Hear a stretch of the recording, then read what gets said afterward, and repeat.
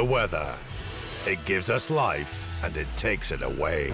The tornado has touched down. You can't do anything. It is a thing of staggering beauty and a destructive force, killing thousands every year. The windows all blew out. The whole thing's gone. Holy crap. It was the end. It is gone. The building is gone. And our warmer atmosphere is extra energy for our weather to unleash upon us. Oh my God! We meet the people who came face to face with Mother Nature and filmed it. I've been fighting it for an hour. I'm gonna sick to my stomach. Holy! I just lost my house. We hear firsthand how these people survived. Oh my God! Get in the house! He's alive. He's alive. It's pretty much the end of humanity. I was really convinced I would die. Using their incredible self-shot footage, we stare straight into the eye of the storm.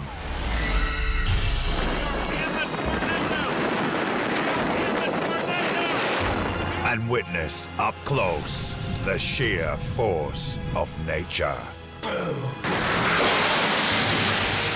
Oh my God! Look at that! Oh, Jesus Christ! Everybody take cover now!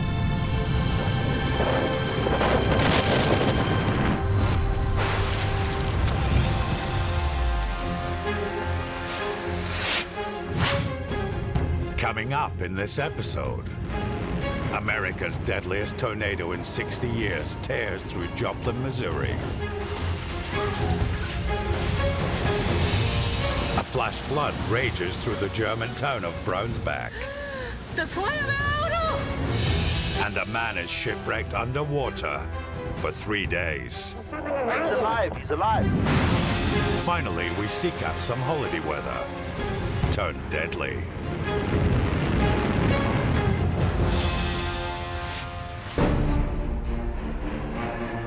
And a report of a tornado on the ground. On the ground, that's right. There is a report of a tornado has touched down in the city of Joplin. The city is On the 22nd of May, 2011, America's deadliest tornado in 60 years tore through the city of Joplin.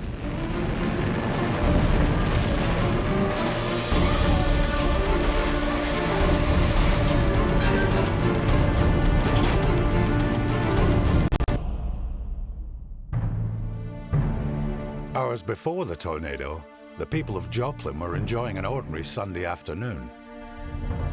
Terry Edens was working as an ER nurse at St. John's Hospital. The sun was shining. There was families walking around the walking trail at the park, and overall just a beautiful day. But the air was heavier than normal. It was like difficult to breathe. 3 miles west of Joplin, a giant thunderstorm was twisting into a monster tornado and carving east towards the city. Oh, it's right there. Yeah, I see it. See the end of it there. Big tornado. Big tornado. At 5:17 p.m., municipal alarms began sounding. Property manager Colby McGehee had just moved to Joplin. This was his first tornado. He had no idea what to expect. I wasn't at all aware of what tornadoes were or what a tornado siren was, so I got quite the introduction to one. First time I heard a tornado siren was actually when I was in a tornado. 20 minutes after the alarms, the tornado ripped into Joplin. The St. John's Hospital took a terrible hit. We were all standing around in our patient rooms taking care of our patients, and a security guard came running in through those ambulance bay doors, and he said, "Everybody take cover, there's a tornado coming."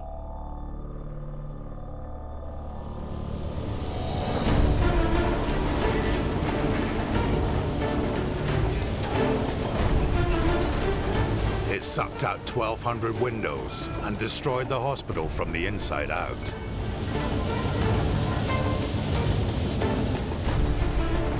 Next, it smashed through the southern suburbs.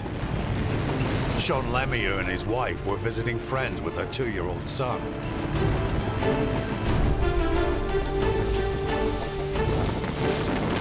Come on, let's go, Doug.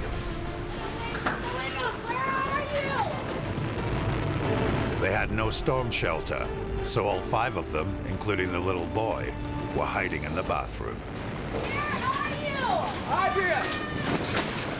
Get in here! Get in the bathroom! Doug, come on.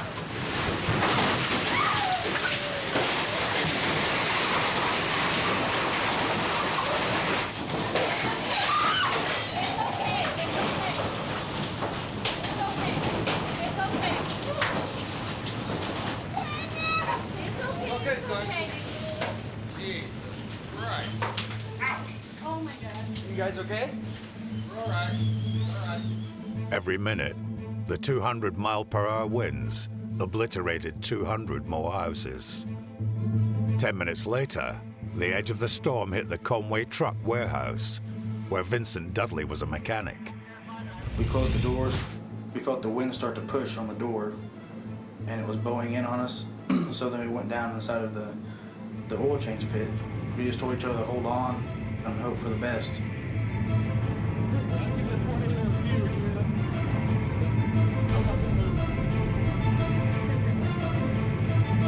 The roof was ripped clean off the building. Oh, man!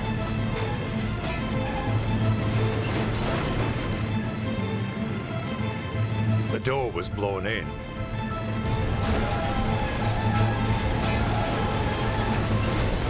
Landing on top of the pit, it became their only protection from above. At the same time, East Middle School got a direct hit.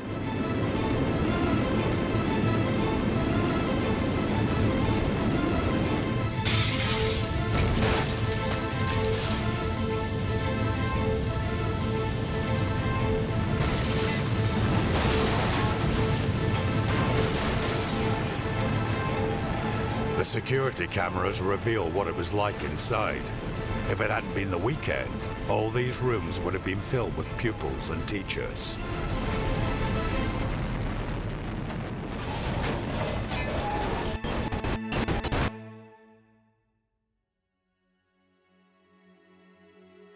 At 6:12 p.m., the tornado left town and blew itself out, but 25% of the city of Joplin was now destroyed. Sean Lemieux and their friends were among tens of thousands of people emerging from their homes. Oh my God. Oh my God. We have no house left. None. The whole thing's gone. Oh my God. Well, look at the houses. All over the city, people were shell-shocked. Cars tore up. Never seen anything like this before. I grew up around here my whole life. I've lived here my whole life, and I didn't know where I was at. I couldn't tell one street from the next street. I had a hard time navigating through the city because I didn't recognize anything. I didn't know where any buildings were at. Colby McGehee was driving round town in disbelief. It's basically like a scene out of a movie when a bomb goes off. Of the 160 people killed and the 1,150 injured, over half of them were in their homes. Some vehicles were flung over 330 feet, and others were never found. Even the tarmac was lifted off the ground in places.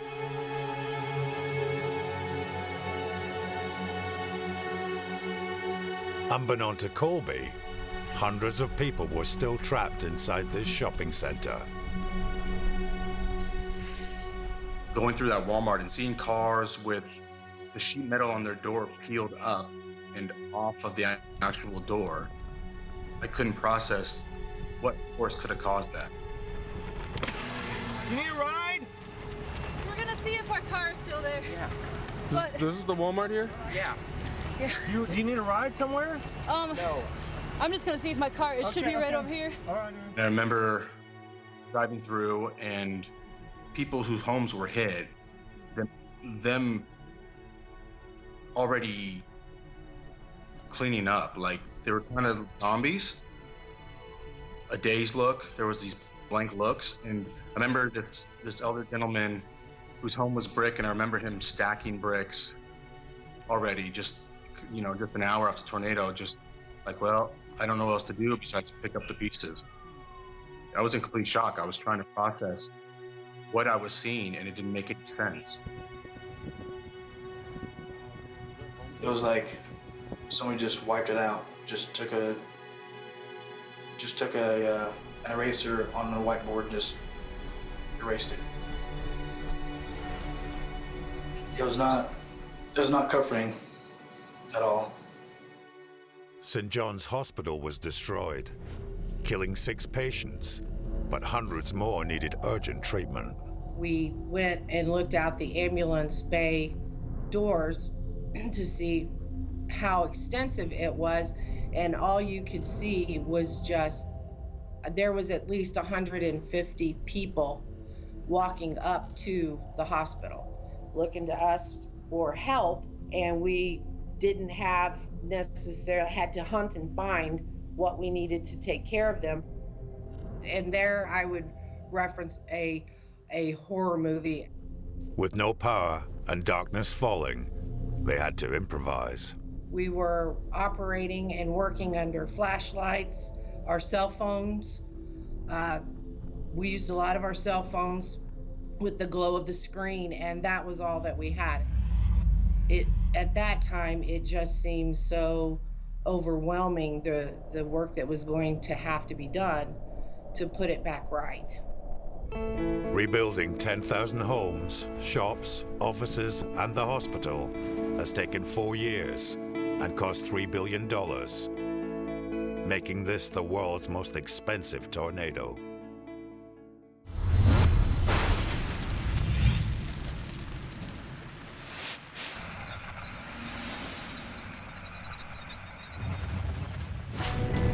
From the alluring EF-0s to the killer EF-5s.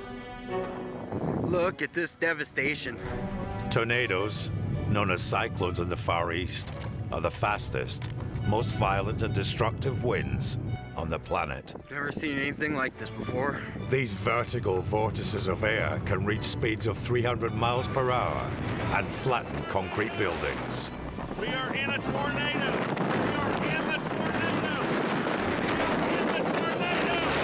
But why do they form? And where are the danger zones? Oh my God! Tornadoes occur on every continent on the planet, except Antarctica. But they're most common in Tornado Alley in Midwest America, stretching from North Texas to South Dakota.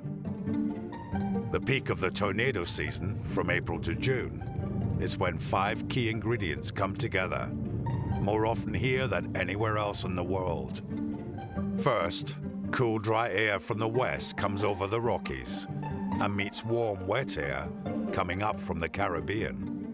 Then, giant thunderstorms form where these 2 air currents meet. These storms encounter lift from the mountains, the warm, wet air, and shear, which are differing wind speeds at different heights. These rotate the storm and roll it into giant horizontal cylinders of rising air and falling rain. They are now supercell storms, and they can be 10 miles high. Finally, the horizontal roll itself twists in rising and falling air currents. One end is sent skyward, while the other touches down, and we have a tornado. It is fueled by warm, humid air shooting up through the tunnel, and it'll carry on twisting until it runs out.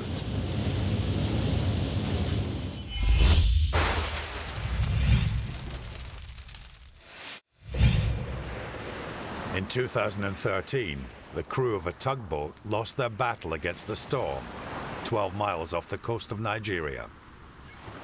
The drag of an oil tanker in large swells flipped the boat and sunk it with 12 crew. 3 days later, professional diver Nico van Heerden was looking for dead bodies. There you go. So it's gone. Is it gone? Okay, keep going. Clap it, clap it. I'm a commercial diver in the oil and gas industry, so I've never done anything like it before. Recovering the bodies was something out of everyone's comfort zone. The tugboat was upside down on the seabed, 100 feet under the water. We took a couple of bodies out there, checked all the doors, all the rooms, one by one, going through inside, they're checking if anyone's inside. And now I've located a stairway. Okay, so have you come? They had 3 bodies left to recover, and they were just entering the bottom deck of the ship. Walking on the ceiling, yeah? Yeah.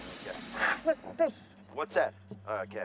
That's horrible. All right, you found one, yeah? He's alive. He's alive. He's alive. Okay, keep him there. Keep him there. All right. Just. All right. All right. Just hold him there, okay? Just keep him there. Well, I dropped into my shoes there. I can't even explain to you how I felt then. 60 hours after the sinking, no one expected any survivors. All right, just reassure him, pat him on the shoulder. Harrison O'Kaney was the ship's cook and had somehow survived in this tiny pocket of air for almost 3 days. I was crying at the same time. I'm so excited that I've seen a diver, that I believe that I'm going to survive. Waiting in the pitch black, he heard his shipmates stop calling for help, one by one. Nobody could hear me. So I was there and I keep praying. I keep on praying, singing songs. I tried to get out of the boat more than 10 times, and I was like getting weak. If death wants to come, let it come, because I've tried my best. From the basket, he can take the airline in there. Calm down, my friend, calm down. No one had ever survived in an underwater wreck this long, but he was virtually out of air and could drop dead at any moment. You can see that even him, he's very disorientated. If you look at him, the way that he's breathing, you can see that it's very difficult for him to maintain a normal breathing rate. The air was full of carbon dioxide and therefore poisonous, and they had no spare breathing apparatus. Looks like the CO2 is going to be killing him, eh? Yeah. Okay, CO2.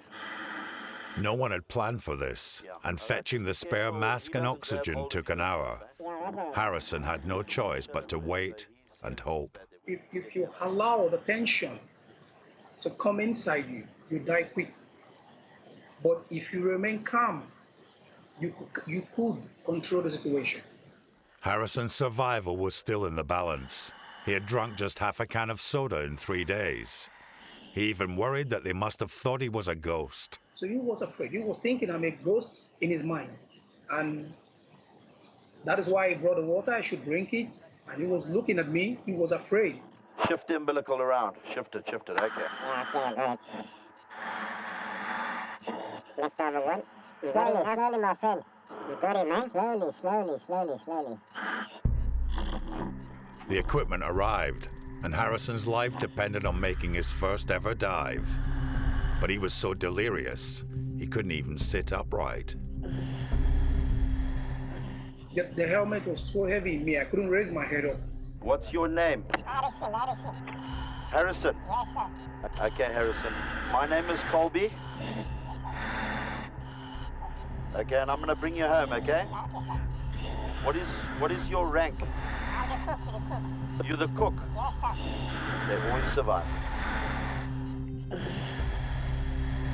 The ship was upside down, so they made their way down 2 floors before emerging into the open sea. Doing a very good job, my friend. They had to reach the diving bell 30 feet away, but Harrison was becoming less and less responsive. Harrison, are you holding the green rope, yeah? Yes, my friend. This one. Hold on. Harrison, hold the green rope. This one. Yeah. Take his hand. Hold his umbilical, pull him towards you, please. Grab his umbilical, please, and pull him down. Hey? He's passed out. Oh, is he passed out? Yeah, up on his umbilical. Up on his umbilical, pull him. I'll tell you. Pull him. Open his onboard gas. Open all the onboard gases to the bellman. Open his free flow. It was now a race against time to get him into the diving bell. Oh, no, he's alive. All right, stick his head in. How are you feeling, Harrison? All right, very good. You scared me there. As soon as he was inside, Harrison wanted to know where his other crewmates were. We had to tell him that we haven't found anyone else. And then while we were going up, we started crying. It was so sad. All right. So when he told me you are the only survivor, I started crying because I didn't believe it. Get him to sit down, okay? Give him some water, please. All the others had perished, but by surviving for 3 days underwater, Harrison had made maritime history. In my personal opinion, if it was me and I was trapped there, I would have probably drowned trying to get out. And he is now training to be a professional diver.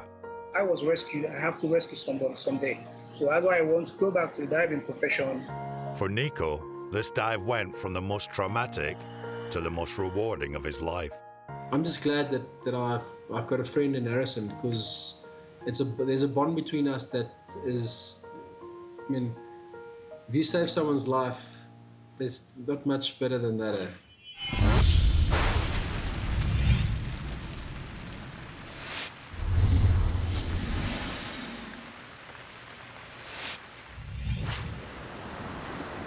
Deadly weather can ruin your life, but sometimes it just ruins your holiday. These poor holiday makers find out what happens when holiday weather gets bad and downright ugly. Imagine being on your night flight, dreaming of a warm beach, and you get woken by this. Yes, apparently lightning can strike a plane. Each aircraft is struck every 2 years on average. These guys in summer clothes and an open-sided Jeep have been gold panning. 10 minutes ago, the weather was a balmy 32 degrees Celsius. Now it has plunged to 10 degrees. The winds are 45 miles per hour, and there's a hailstorm.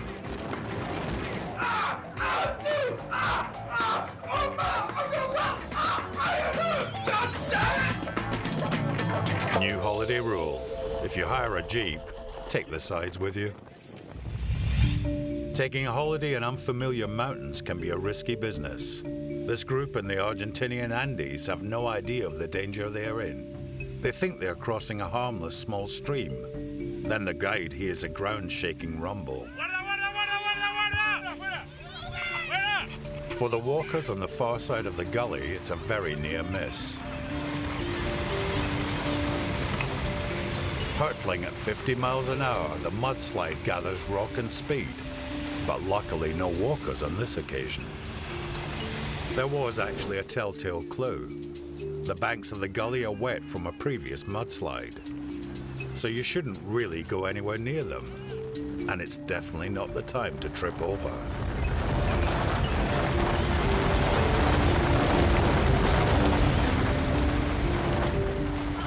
Trekking in the Indian foothills of the Himalayas should be a zen, tranquil experience, but not always. The boulder weighs a bone-crushing 15 tons. They must have good karma, because if it had fallen just a few seconds earlier, it would have been a one-way ticket to Nirvana. Lots of us love a skiing holiday, and these two adrenaline junkies are making an extreme snowboarding video. They succeed, but not in the way they intended. With his opening jump, the snowboarder in blue sets off an avalanche directly into his friend, the cameraman.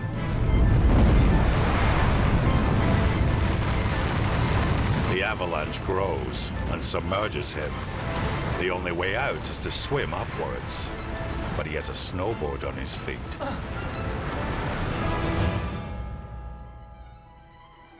On the surface, the snowboarder in blue is frantically looking for his friend. Where's Jono? Where's Jono?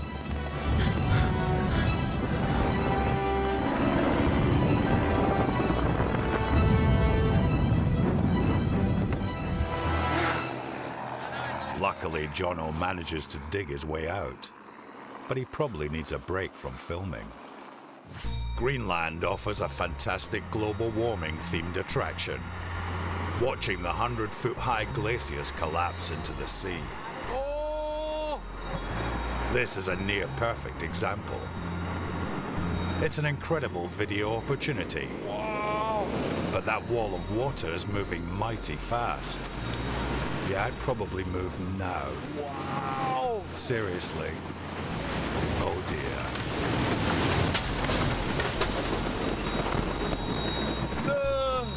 Luckily, everyone survived to tell the tale. And it did make a great shot.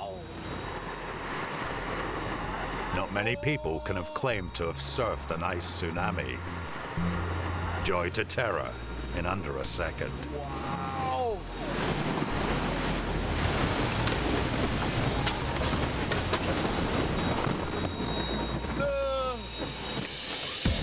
So next time you have bad holiday weather, just be grateful that you're not under an avalanche, a mudslide, in frozen hail, or being struck by lightning. Coming up, a flash flood rages through the German town of Braunsbach. The Feuerwehrauto! A Fedex driver is stuck outside in an explosive tornado.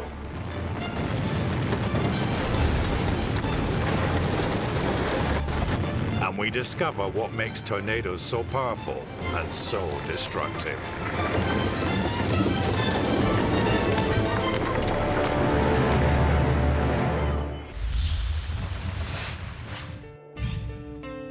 "24 hours ago, Braunsbach was one of the most beautiful towns in southwest Germany. It was known as the Pearl of Kokkertal, but in just 4 hours, it was turned into a disaster zone, with the worst flood in its 1,000-year history. The disaster began to unfold the previous afternoon, 35 miles upriver in Schwäbisch Gmünd. A storm front moving slowly through Central Europe dropped a month's worth of rain in 2 hours. The flat, wide streets of Schwäbisch Gmünd began to fill up. Ey, ist der verrückt? Oh Gott, ist der dumm. Der ist doch verrückt. Okay, und? Und tschüss, jetzt ist er weg. Und er schwimmt. Ja, kann man so blöd sein, du Depp! Driving into a deep flood is a terrible idea. Cars can be carried away like toy boats. Luckily, this car and the people in it come to no harm. Sachen gibt's. Das kommt doch nicht mehr raus. Sachen gibt's. Der kommt nicht mehr raus. Auto ist weg. Alter, ist der kaputt? Da sind doch Kinder drin, oder? But just nearby, parked cars were already being picked up and swept downstream. By 6 p.m., the river Schwäbisch Gmünd had gathered speed and shoots down the narrowing valley. At 7 p.m., the torrent of water hit Braunsbach. For the residents here, there was no warning at all. Der Feuerwehrauto! Nix, Fernseher haben wir geschaut. Und dann auf einmal ist der Fernseher ausgegangen. Dann haben wir zum Fenster rausgeschaut. Dann haben wir gesehen, dass der Bach hoch ist. Aber jetzt war die Flut da. Across the street in Hotel Lauen, Heike and Thomas had 12 guests and staff to get to safety. Mein Vater meinte, okay, wir müssen jetzt alle nach oben, weil dann kam schon zur Wirtschaft rein. Die haben noch versucht, die Türe zuzuhalten, aber es ging einfach nicht mehr. Dann kam schon der erste Sonnenschirm, das Fenster rein. Ja. Gäste waren auch noch da, die gegessen haben noch. Und ab dem Zeitpunkt, als der Sonnenschirm dann reinkam, haben wir gemerkt, okay, jetzt ist vorbei. Ich bin nach hinten, weil ich konnte vorne nichts angucken. This was their view from an upstairs room, stranded with 12 guests and staff. As this floating fire engine shows, even the emergency services were helpless. Just upstream, 80-year-old Hugo had to escape his ground floor flat. Also es war ein Rauschen, ein großes Rauschen. Und dann ist schon Wasser zur Kellertür reingekommen. Und die haben wir versucht zuzumachen, ist nicht gegangen. Dann konnte man nicht mehr hinten rein, war alles voll mit Wasser. Das ist gekommen vielleicht in 5 Minuten, 10 Minuten ist alles kaputt gewesen. He joined his daughter upstairs, but the flood raged on through the night. Their biggest fear was that the building would collapse. Und wir haben nach den Nachbarn geschaut. Bei Nachbarn hat das halbe Haus gefehlt. Und dann haben wir geschaut, wo die sind. Wir haben in der Taschenlampe rübergeleuchtet zu Nachbars. Und dann haben die mit der Hand gewunken. Und dann wussten wir halt, die leben noch. Wen kommen Sie? Kommen Sie überhaupt? Oder wen kommen Sie? Und so war das. Man kann nichts tun. Back in the center of town, the young mayor, Frank Harsh, was stranded helpless in his office. I came to the telephone, back to the telephone. I phoned the police, but there was no connection. It was not possible. There was nothing. So in this moment I was alone. Even the mayor was unable to do anything.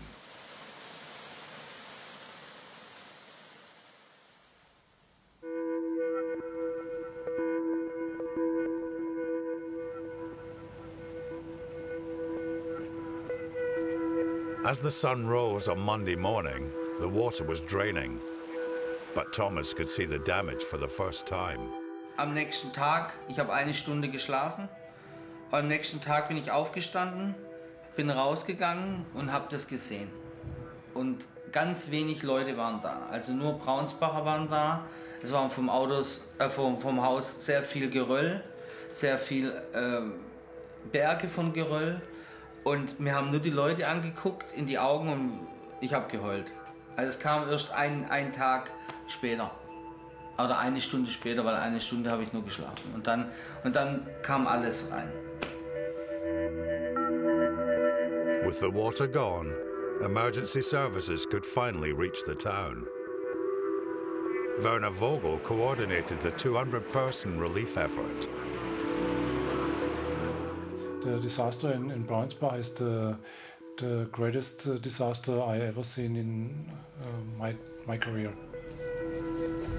They focused on helping the very old and the very young, but the rescuers also had a grimmer task on their minds. When I arrived, and see this disaster, I thought many people are dead, and in this moment you feel nothing. You think what you can do and do this what you have learned in your job. The flood was still over 7 foot in places, and divers were dispatched to look for bodies under the debris.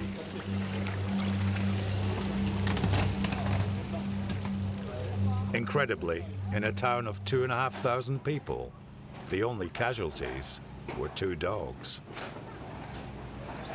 The buildings survived less well. The water simply washed away many structural walls. 15 of the many homes and businesses were condemned because they were unsafe. Heike and Thomas's hotel, which has been in Heike's family since 1880, may also need to be knocked down. In dem Moment waren wir natürlich geschockt. Wir haben überlegt, wie viel Arbeit es gemacht hat, das alles so aufzubauen. Wir hatten auch erst renoviert. Hugo's house, that he built with his wife 16 years ago, will survive, but he has lost a lifetime's worth of belongings. Für mich fängt praktisch ein anderes Leben an. Die ganzen alten Sachen sind weg. Ich muss neu aufbauen. And the mayor has set himself a deadline to restore Braunsbach to being the Pearl of Cockatall. We will get a new Braunsbach in 3 years. I promise it. Will he make it? Only time will tell.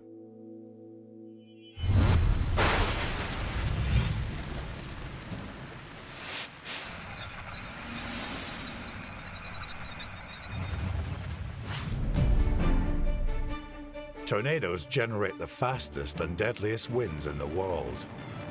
But just how fast and how deadly do they get? They are so strong that measuring their speed on the ground is impossible. This one is violent. Instead, we have the enhanced Fujita, or EF scale, which estimates the wind based on the damage caused. Oh my God. EF0 tornadoes will break branches on trees and will have winds of 65 to 85 miles per hour. EF1s will overturn mobile homes, break glass windows, and blow winds up to 110 miles per hour. EF2s are significant tornadoes that rip roofs clean off houses and lift cars off the ground with winds up to 135 miles per hour. EF3s destroy entire walls of houses and overturn trains. Wind speed up to 165 miles per hour. EF4s are violent. They destroy homes but leave some walls still standing, with winds up to 200 miles per hour. Wow, bro. Are there people in there? EF5s flatten homes completely. Condemn steel reinforced structures. Unbelievable. Look at the houses. And throw cars over a mile. But, mercifully, they only hit inhabited areas every few years.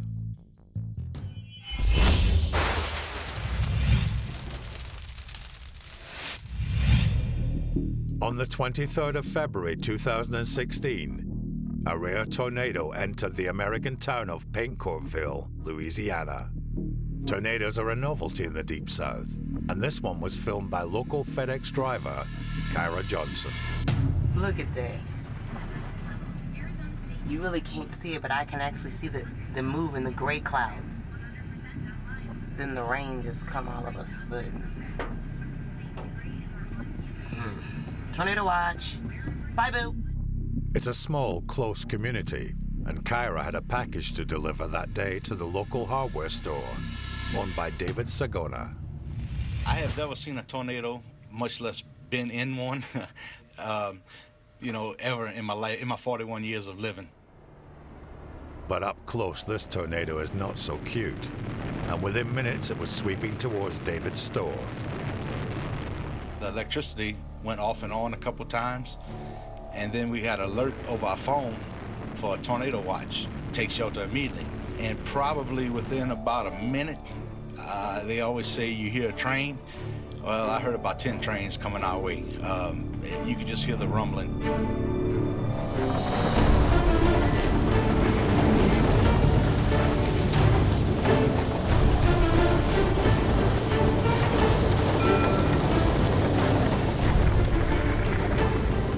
We all took shelter in a bathroom and an office downstairs.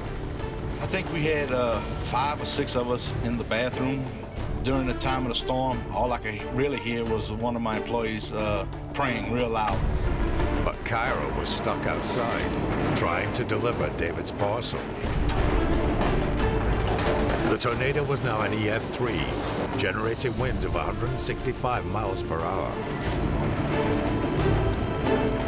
The doors of the store were locked, and her only shelter was a drinks machine. In the carnage, nobody inside the store had any idea Kyra was out there.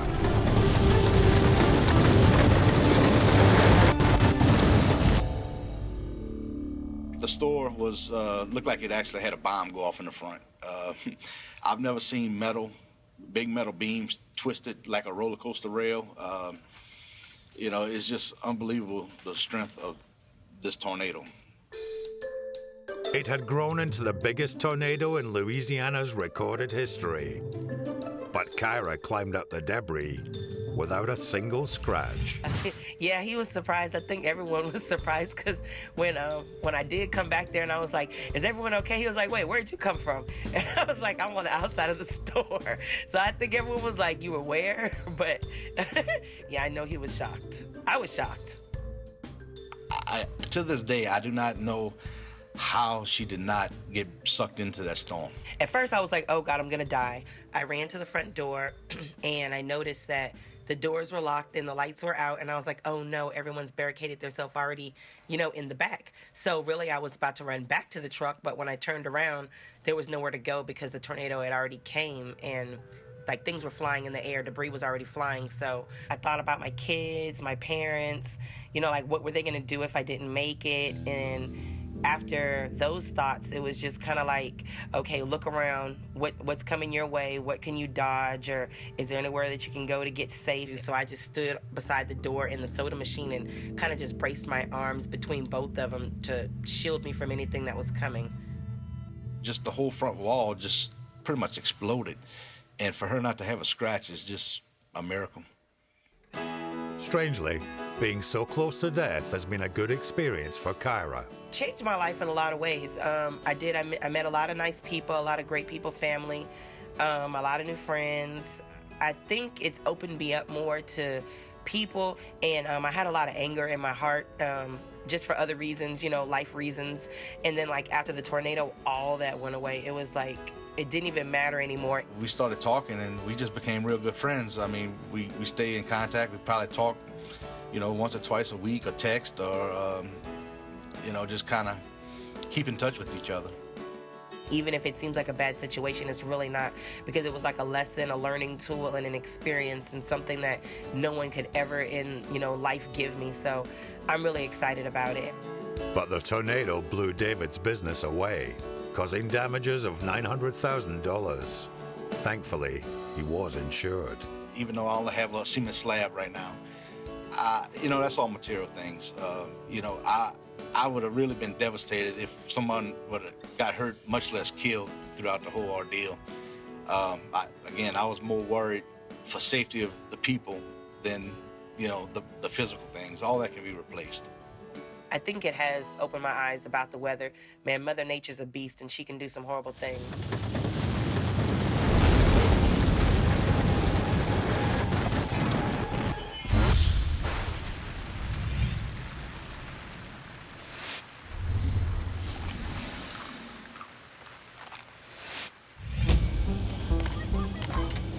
Deadly weather tosses cars around like dinky toys. And yet, inside our four-wheeled fortresses, we often feel invincible. Meet the drivers who take on Mother Nature, armed only with their set of wheels. But who will win? In round one, nature launches an airborne assault with hail, but not as we usually know it. These are frozen cannonballs. Wow. For storm chaser Hank Scheimer, giant hail is an occupational hazard. Here's the windshield. Oh, God, dang it. But I think it's safe to assume that forking out hundreds of bucks for new windshields isn't the favorite part of his occupation. Sadly for Hank, after round one, it's weather 1, vehicle 0. Round 2 is in raining Australia. Fast cars, wet road. These Aussie drivers are probably ready for anything, except this. Tropical humidity makes Australia one of the most lightning-prone areas in the world. The lightning strikes just a few feet away, terrifying our driver. So, after round 2, it's weather 2, vehicle 0. Round 3. Thanks to severe flooding, Highway 18 in Sumter, South Carolina is now a river.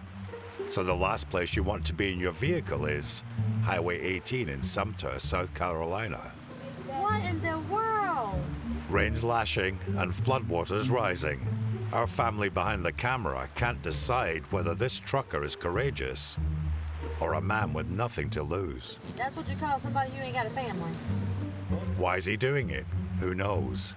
But one thing's for sure, he just keeps on trucking. Can he do it? Yes, he can. Our trucker beats the flood and avoids the fate of a vehicle that wasn't so victorious. The score is now weather 2, vehicle 1, with 2 rounds to go. In round 4, the Russian driver of this parked car cannot be accused of seeing this weather event coming.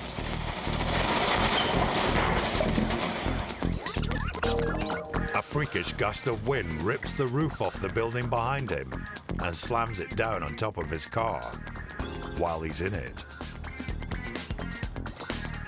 At this point, it seems the vehicle has triumphed against all the odds. So convinced is our driver, he attempts to pull away. egged on by an astonished audience. But the weather isn't finished yet.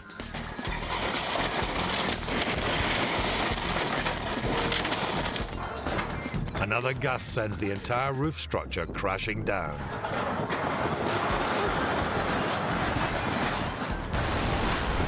Thankfully, the driver and the amazed onlookers escaped just in time. But it's a knockout blow on the car and a literally crushing wind for deadly weather.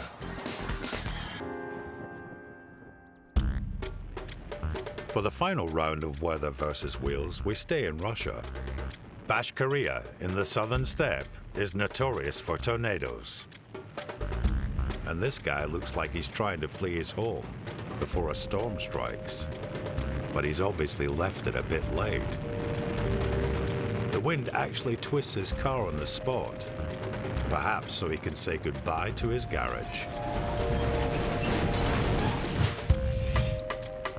Please note, the walls of his garage are concrete, and they now look as if they're made of matchsticks. And the tornado isn't much kinder to his car either.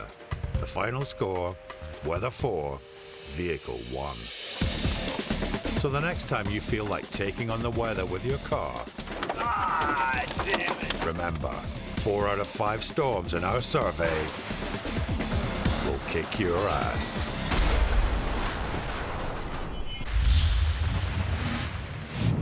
In this episode, we've seen Mother Nature at her wildest worst.